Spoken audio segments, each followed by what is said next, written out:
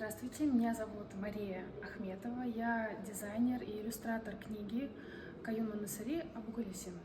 Над этой книгой было очень интересно работать, и в первую очередь хотелось, чтобы иллюстрации этой книги не только рассказали о том, что происходит, о сюжете, но и дополнили, помогли читателю как можно глубже погрузиться во всю эту историю, чтобы дети могли проникнуться этими рассказами, потому что тексты у Каюма Насыри довольно сложные, и хотелось максимально помочь детям адаптироваться к этим текстам.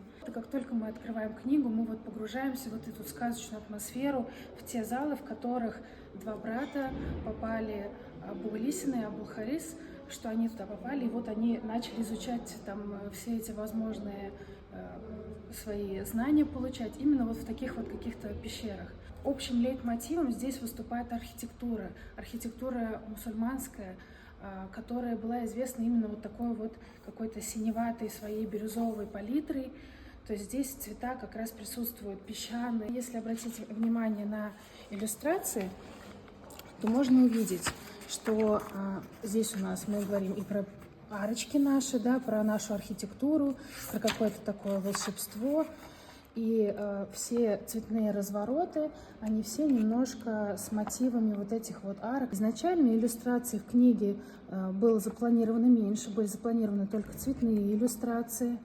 Но по ходу работы над книгой стало понятно, что этих иллюстраций мало.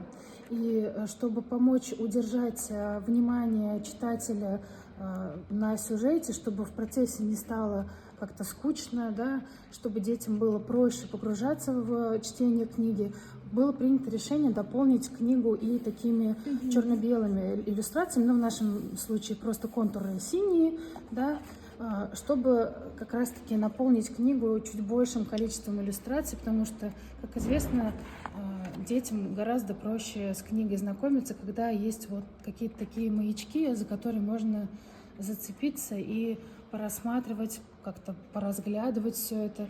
Поэтому масштаб книги не очень большой, и хотелось сделать достаточное количество деталей, но в то же время, чтобы это все в формате книги выглядело оптимально.